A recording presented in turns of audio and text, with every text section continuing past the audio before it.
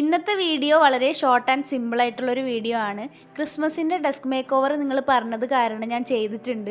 അപ്പോൾ നമ്മൾ DIY ആയിട്ട് ചെയ്തിട്ടുള്ള ക്രാഫ്റ്റ് ഐറ്റംസ് വെച്ചിട്ട് തന്നെയാണ് ചെയ്യുന്നത്. കുറേയൊക്കെ നമ്മൾ വാങ്ങിയിട്ടുണ്ട്.